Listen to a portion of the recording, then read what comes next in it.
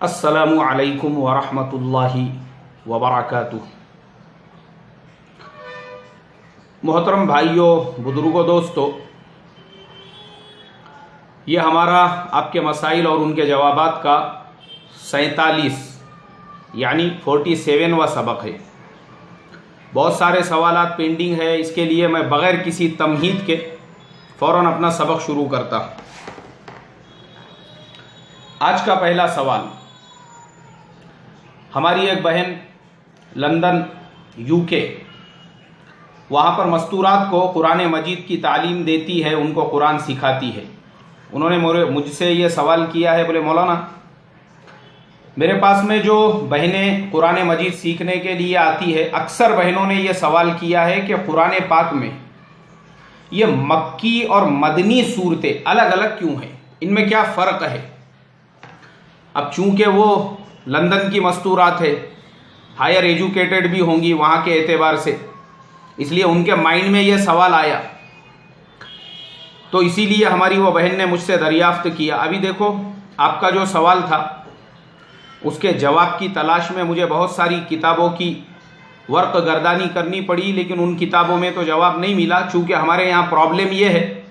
بہت سارے لوگوں نے جن ٹاپکس اور جن عنوانوں کے نام سے کتابیں لکھی ہے، افسوس کی بات یہ ہے اس کے اندر اس کے متعلق کچھ بھی نہیں ہے۔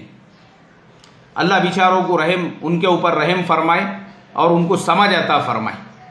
لیکن واقعی میں بھی جو حقیقی جواب تھا وہ مجھے مفتی محمد شفیع صاحب رحمۃ اللہ علیہ معارف القرآن کی جلد نمبر 1 حضرت نے تفصیل کے ساتھ میں اس ڈیفینیشن کو بیان کیا۔ بہت لمبی چوڑی تحریر ہے، اس کا خلاصہ میں آپ کو بتاتا ہوں۔ جو صورتیں اللہ کے پیارے نبی صلی اللہ علیہ وسلم کی ہجرت سے پہلے نازل ہوئی، ان صورتوں کو مکی صورتیں یا جو آیتیں ہجرت سے پہلے نازل ہوئی ان کو مکی آیتیں کہا جاتا ہے۔ جو صورتیں اور جو آیتیں ہجرت کے بعد نازل ہوئی ان تمام صورتوں اور تمام آیتوں کو مدنی صورتیں یا مدنی آیات کہا جاتا ہے۔ اب ہجرت کے بعد اللہ کے پیارے نبی صلی اللہ علیہ وسلم کئی مرتبہ مکہ مکرمہ آئے۔ غزوہ حدیبیہ میں جب آپ نے قیام کیا تھا وہاں پہ ایک آیت نازل ہوئی، ان اللہ یأمرکم ان تؤدوا الامانات الی اہلھا، لیکن چونکہ ہجرت کے بعد نازل ہوئی اس لیے یہ آیت بھی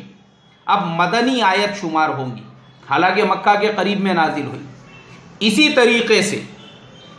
بعض صورتیں ایسی ہیں پوری صورت وہ مکے میں نازل ہوئی، اور بعض صورتیں پوری مدینہ میں نازل ہوئی، جیسے سورہ مدثر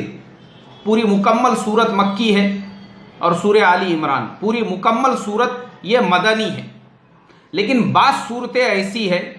کہ صورت تو مکی ہے لیکن چند آیتیں اس میں مدنی بھی ہے، اور اسی طریقے سے صورت پوری کا پوری جو ہے وہ مدنی ہے لیکن چند آیتیں اس کے اندر مکی بھی ہے۔ ابھی جیسے مثال کے طور پہ سورہ اعراف، یہ پوری صورت مکی ہے، لیکن اس میں وَاسْأَلْهُمْ عَنِ الْقَرْيَةِ الَّتِي كَانَتْ حَاضِرَةَ الْبَحْرِ سے لے کر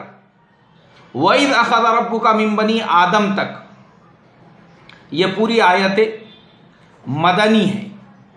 اسی طریقے سے سورہ حج پوری کا پوری مدنی صورت ہے، لیکن اس میں 4 آیتیں